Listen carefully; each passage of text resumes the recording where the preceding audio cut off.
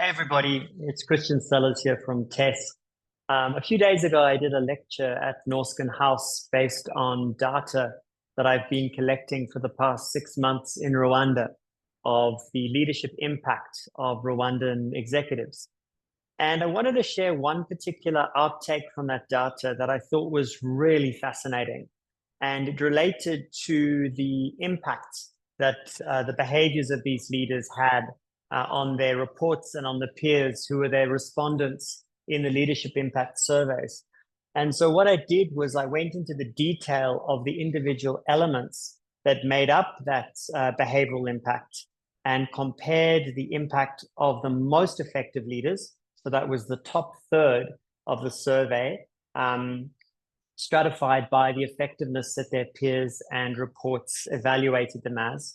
And I compared the most effective leaders then to the third who were least effective.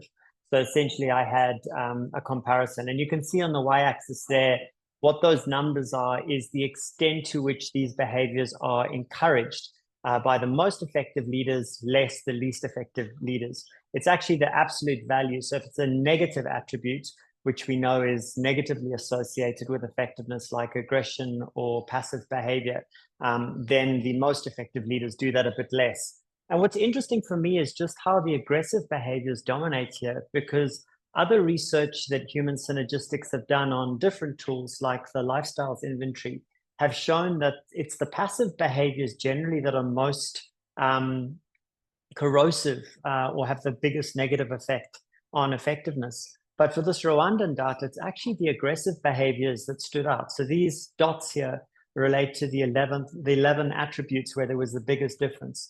And you can see things like feel that they have to prove themselves, be critical and hard to impress. So perfectionistic or oppositional behavior, playing politics, which is power behavior.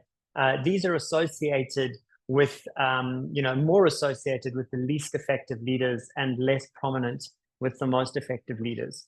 Now, what's also interesting is if you look across the bottom of this data, ease of changing behavior is the gap in the least effective leaders. So this just relates to the least effective leaders along the bottom. What's the difference between what they see themselves encouraging versus what others?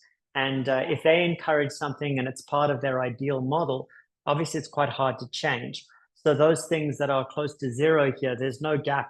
They basically think that being critical and hard to impress is part of an ideal that they value. So if you're coaching leaders like this, you're not going to get them to change these behaviors. What's interesting, if you go the other way, and you look at these blue attributes, these are constructive attributes, things like showing concern for the needs of others when resolving conflicts. So humanistic behavior, training new people, approaching their work creatively, even if it takes extra time. So self-actualizing, helping people reach their potential. Those sorts of things are going to be easier to coach in because folk recognize that those are valuable. And there's a gap actually between the least effective leaders' ideal and what people are saying. So as always with human synergistics, people always say, build the blue, like focus on the constructive behaviors. And this bears it out. If you work with these leaders to build their effectiveness by helping them be more constructive, hopefully some of this other stuff, the red behaviors you're seeing are going to be crowded out. A question for me is sort of like, why? Why is this happening? And I think some of it relates to the way in which the sort of second order effects that aggressive leaders have. And I think in the Rwandan context, given the character, nature of the economy, the nature of where companies are at, it's a fairly kind of new economy. It's been completely rebuilt in the last 30 years. And, it's going through a growth process. And folk generally don't like making mistakes. They don't like being called out. So the natural response of even a skilled workforce to an aggressive leader is going to be to withdraw. And also then to associate that leader with, basically with avoidant type feelings. The second order feelings are going to be avoidant. And people are also going to see those leaders as less trustworthy and therefore less effective. So you're going to see the situation where that association between aggression and low effectiveness is there and maybe more prominent than you see in other places. Just out of interest, I also did a cutout of leadership strategies. So in the human synergistics model, the strategies are the things that lead to the impact. So this is the actual behaviors, the feedback that leaders are giving, or the motivation or words that leaders are saying to their peers in reports, like what kinds of things are they doing to induce their impact. And again, something that's noticeable is that the most effective leaders are much less likely to be seen as becoming visibly annoyed or impatient when things are not as they like than the least effective. So the least effective leaders are being perceived as being relatively irritable and also quite controlling, like controlling activities by making decisions unilaterally, not involving people in decisions that affect them. Unfortunately, again, this is on the side of the scale where these leaders see this as part of their imperative, or part of something that's part of their right to do as a leader. So it's going to be hard to change these sorts of behaviors. But on the other side of the scale, you've got positive or prescriptive behaviors where these leaders, again, the less effective ones, are doing these things less than the most effective, but they're also less than what they think they're doing or they'd like to do.